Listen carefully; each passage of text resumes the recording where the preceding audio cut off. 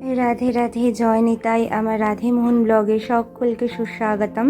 আশা করি সকলে খুব ভালো আছো এবং সুস্থ আছো। ঈশ্বরের কাছে এই প্রার্থনাই করি তোমরা সকলে ভালো থেকো, সুস্থ থেকো। আর এই হলো সেই বৃন্দাবন ধামের নিধুবন, যেখানে আমরা এখন এসেছি। এত সুন্দর এই নিধুবন তোমাদেরকে দর্শন করাবো। তোমরা আমাদের সাথে থেকো, পাশে থেকো। আর আমাদের ব্লগগুলো যদি ভালো লাগে তাহলে লাইক, কমেন্ট, শেয়ার অবশ্যই করো। আর সর্বদা সেবার সাথে যুক্ত থেকো। আর এই নিধুবনটা তোমাদেরকে দর্শন করাচ্ছি। এত সুন্দর, মানে কি বলবো। এই দেখো নিধুবন, এত ভালো লাগছে দর্শন করে। আর আমার সাথে তোমরাও পরিক্রমা করো এবং মানুষে সেই ফল ঈশ্বর যেন তোমাদেরকে দেন, সেই প্রার্থনাই রাখি। এই দেখো নিধুবনে দেখো সমস্ত যে বৃক্ষরা রয়েছে, এরা রাত্রির যখন হয় তখন তারা সব সাক্ষাৎ হয়ে যায়, কারণ এরা বৃক্ষ রূপে এখন রয়েছে। এনারা কিন্তু সমস্ত সাধু সাধু, তারপরে হলো মুনি ঋষিরা, এখন এনারা বৃক্ষরূপে রয়েছে। সন্ধ্যা হলেই, রাত হলে যখন নিধুবন থেকে সকলকে বাহিরে চলে যেতে বলা হয়, তখন সকলেই সাক্ষাৎ হয়ে যায় এবং ভগবানের সাথে সংযুক্ত থেকে তারা সকলে রাসের সাক্ষী হয় এবং রাসে সংযুক্ত হয়। এত সুন্দর, প্রত্যেক রাতেই এখানে রাস হয়। সমস্ত বৃন্দাবন ধামে যেন কণায় কণায় ভগবান বিরাজিত। এত সুন্দর, এত অপরূপ, কি বলবো। আর এই দেখো আমরা শ্রী বংশীধারী মঠে রয়েছি।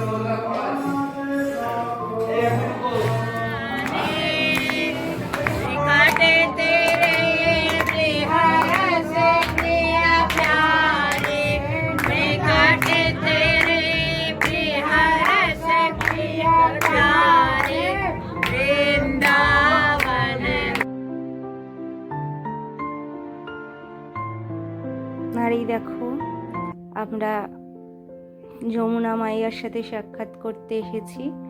আজকে মনটা বিশেষ ভালো নেই, মনটা ভীষণই ভারাক্রান্ত, কারণ আগামী দিন আমরা বৃন্দাবন ধাম থেকে বাড়ি ফিরে যাব। মানে ভগবানের বাড়িটাই আমাদের বাড়ি, কিন্তু যাই হোক, ইহজগতে যখন রয়েছি সেটাই আমাদের বাড়ি। মা যমুনার আরতি হচ্ছে, তোমাদেরকে দর্শন করাচ্ছি। আর যে ভগবানের যে বিশেষ কৃপা ভগবান যে করেছেন, প্রত্যেক মুহূর্তেই করছেন, তার মধ্যেও এটা আমি বিশেষ কৃপা মনে করি, সেটাই তোমাদের সাথে শেয়ার করছি, ভাগ করে নিচ্ছি। মা যমুনার আরতি তোমাদেরকে দর্শন করানোর সাথে সাথে দেখো সমস্ত ভক্তবৃন্দ এখানে সমবেত হয়েছে আরতি দর্শন করতে। আর মা যমুনাকে তোমরা দর্শন করো। ফুলের আরতি হচ্ছে, দীপের আরতি হচ্ছে, খুব সুন্দর। মনটা ভরে যাচ্ছে, কিন্তু মনটা আবার ভারাক্রান্ত হচ্ছে, যে মনে হচ্ছে যেন একটা বিরহ বেদনা হৃদয়ে অনুভব হচ্ছে। সেটাই তোমাদের সাথে ভাগ করছি, কি বলবো। আগামী দিন যেহেতু আসবো আমার মোহন গোপালদের কাছে, তাই জন্য দুই একটা কিছু কেনাকাটি বাকি ছিল। তা আমরা যারা একসাথে মানে তীর্থে এসেছিলাম, তাদের সাথেই আমরা বেরিয়েছিলাম যে আমরা একটু কেনাকাটি করব বলে। কিন্তু তাদের সাথে বেরোনোর পরে দুই একটা দোকানে যাওয়ার পরেই তারা আমাদের থেকে হারিয়ে গিয়েছিল, কোথায় চলে গিয়েছিল আমি খুঁজে পাচ্ছিলাম না তাদের। আর যেহেতু বৃন্দাবন ধামে যে বাদররা সব জিনিসপত্র নিয়ে নেয়, ফোন নিয়ে নেয়, জাগতিক যে জিনিসগুলো নিয়ে নেয়, সেহেতু ফোনটাও সবাই বার করে না।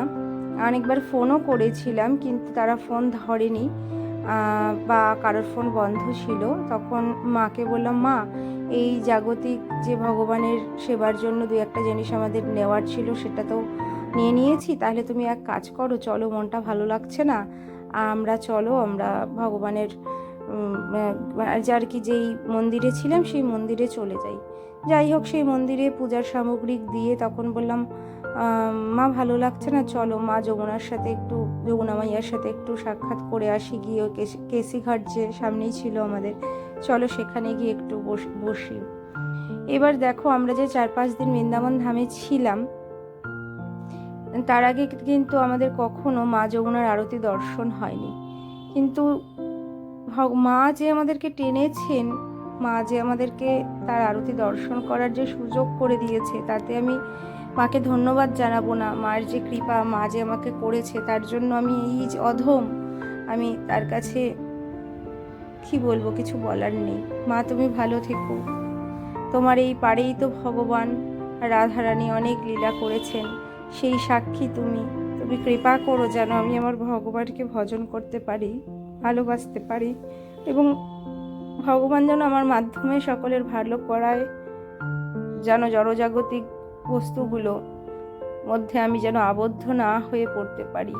আর এত সুন্দর আরতি, মানে কি বলবো, মা যে দেখো, আমরা সবাই কিন্তু একই পথের পথিক হয়েছিলাম, কেনাকাটি করব বলে বেরিয়েছিলাম, কিন্তু ভাবি যে ঈশ্বর যা করেন মঙ্গলের জন্যই করেন, কারণ তারা যদি হারিয়ে না যেত আমাদের থেকে, তাহলে হয়তো আমরা এই জিনিসপত্র কেনাকাটিতেই ব্যস্ত হয়ে পড়তাম। যেহেতু তারা হারিয়ে গিয়েছিল, তখন হয়তো ভগবানই হারিয়ে দিয়েছিলেন, তাই জন্য আমরা এই আরতি দর্শন করতে পেরেছি, রাধারমণকে দর্শন করতে পেরেছি।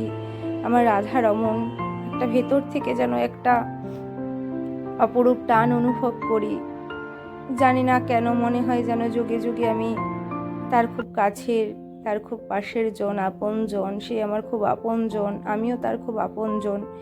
এই হৃদয়ে এই ফিলটা হয়, এই অনুভবটা হয়, সেটা তোমাদের সাথে ভাগ করে নিচ্ছি। সমস্ত কথা তো আর ব্যক্ত করা যায় না, তার মধ্যে থেকেও যতটুকু ব্যক্ত করা যায় সেটাই তোমাদের সাথে ভাগ করে নিচ্ছি। তোমরা সবাই নিষ্কাম মতো, কামনা বিবর্জিত হয়ে ভগবানকে ধরে রাখো এবং সমস্ত কর্মের ফল ভগবানকে অর্পণ করো।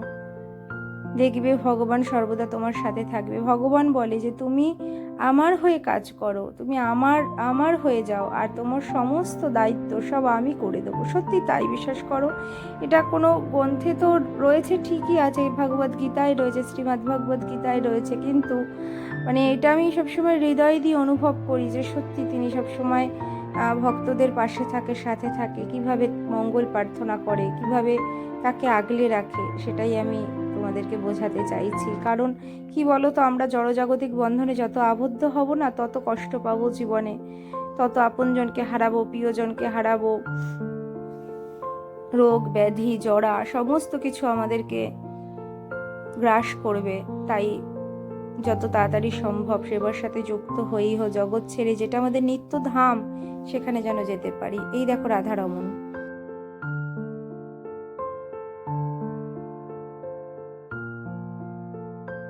রাধে রাধে। শ্রী বৃন্দাবন ধামে এসেছিলাম, তাই শ্রী মন্দিরে আমি দিয়াগুলো জ্বালিয়ে দিয়েছি, কত সুন্দর লাগছে। রাধে রাধে দিয়েছি।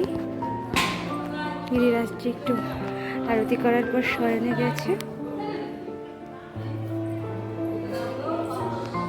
রাধে।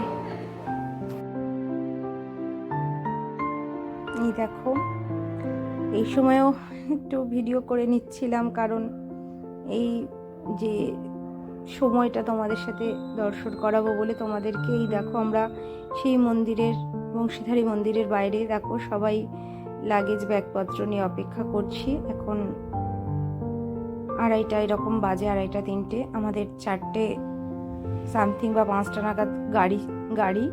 আমরা সবাই আর কি আমাদের জড়জাগতিক যে বাড়ির জায়গায় আসছি, তাই এখানে অপেক্ষা করছি, এখনো গাড়ি আসেনি, তাই তোমাদের সকলকে একটু দেখিয়ে দিচ্ছি। সকলেরই মনটা কম বেশি একটু খারাপ, কিন্তু কি বলবো বলো, কিছু বলার নেই।